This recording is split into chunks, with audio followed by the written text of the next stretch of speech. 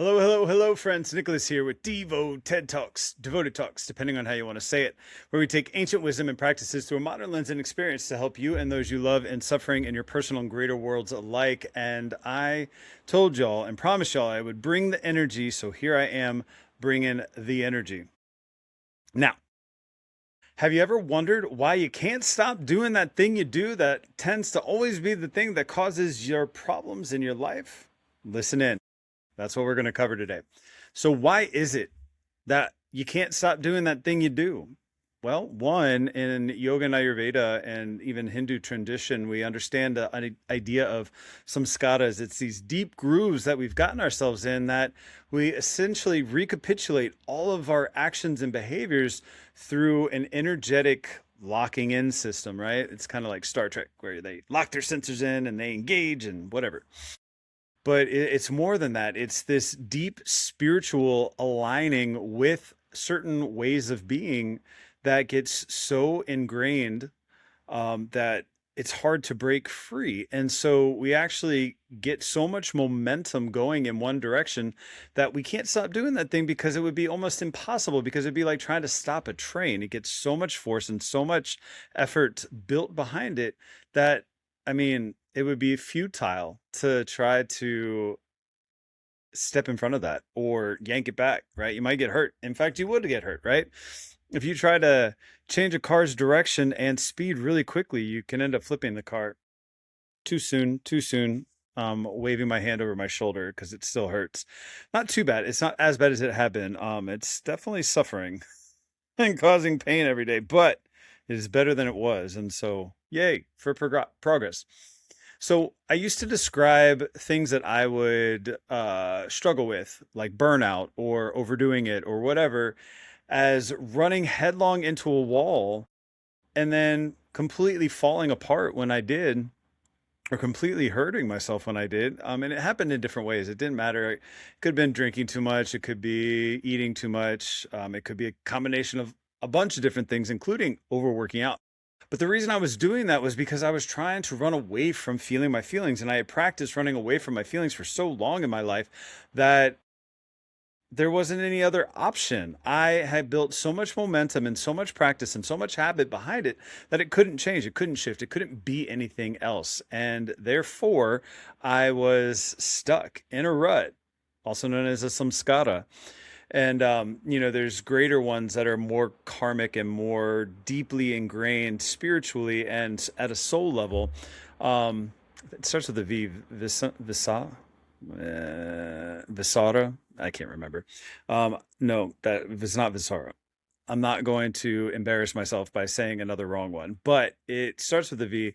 And those of you who aren't familiar with it, I'll make sure I put in the show notes as to what it is. But essentially, it's this deeper, even more ingrained, something that follows you through lifetimes. Now, that's considering you believe in multiple lifetimes. I don't know exactly what I believe about that. I find compelling thoughts about all of the different spiritual traditions that are out there. And so just because I look at life through the lens of yoga and Ayurveda doesn't mean that I believe in all of the things that they do. It does inform a lot of the things that I do. In fact, I was having a conversation with my sister today. This is going to be aired a month later. But I was talking to her and I was like, what I really want to do is, because you're so smart, is just teach you the basics of Ayurveda so you can start deconstructing all the knowledge you have about your life through that lens, because it'll help you a lot more to view it holistically than using Western medicine, which is trying to eliminate symptoms. The things that she's dealing with, I can't really go into detail because of, it being her business, but going to different doctors and they each individually look at one thing and they're able to do their tests for that one thing, but there's not a lot of communication holistically between them. I mean, I feel like that in general is a story of the medical system, right?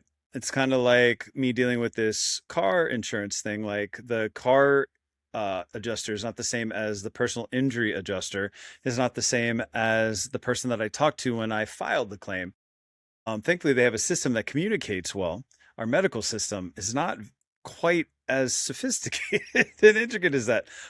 But, I have different theories about why that is. Mostly because each individual piece is trying to make their own dollar in that, right? I mean, in a capitalist society, everything becomes about capital, right? How you're viewed in the hierarchy is how much capital you have. Whether you are able to do things is based on the amount of capital. Anyway, not to get too far off track. Back to, why do you keep doing that thing you do? You keep doing it because it would be almost impossible to not do that unless you start bringing conscious awareness to the beginning, the middle, and the end of that story. And what you can do is start to trace the emotions that you feel through the different times that you've experienced that thing that you do and the outcomes of that thing that you do. And oftentimes you can get back to a time in your life where this was originally created or instigated. And I do think that psychotherapy is really great in the way that it does kind of follow that idea of taking you back through those emotions to that. I don't necessarily know that I believe in Jungian psychology that much. I think there's some interesting things about it that make it probably work really well for some people and not for others. And there is a yogic and an Ayurvedic psychology, but it's very different.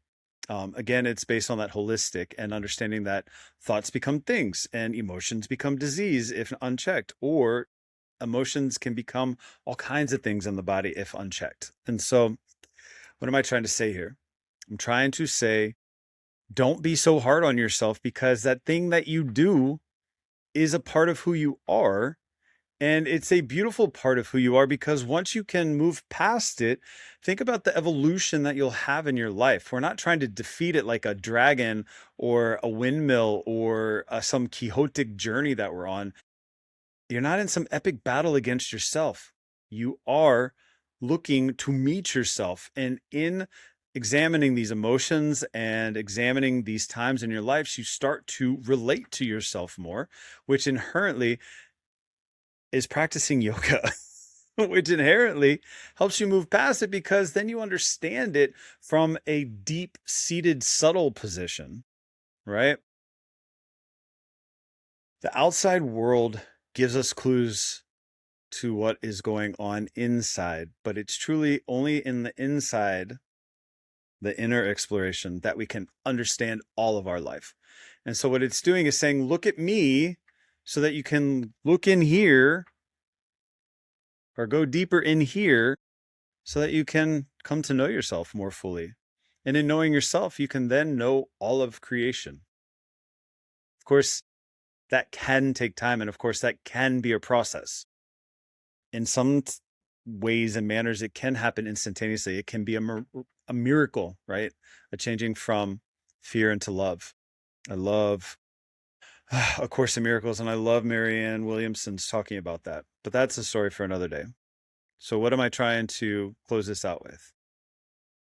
You are doing great. You are doing fine. You never were not doing fine. It has always been the journey of getting to know yourself through yourself, and to have things to understand. You got to act, you got to do.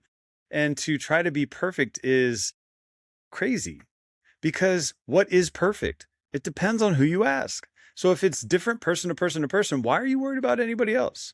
Now, granted, in society, when you're working to exchange life force for money or some kind of resource, that's a different story. And especially in the current and modern day society, where there's a lot of strings attached, and a bad choice or a bad moment can actually have long-term downstream effects. I disagree that these things define us, but I do agree that in the short term, they can cause strain and drain. That's for true. That's for true. That's not even a phrase. That's for real. That's the truth. That's what I was trying to say.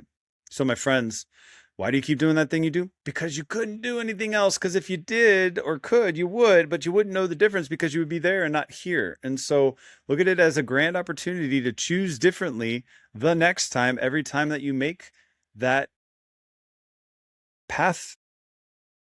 Right? Right? Am I crazy here? Don't answer that. I'm wagging my finger. But most of all, my friends, I just wish for you, above all else, to be well and be free.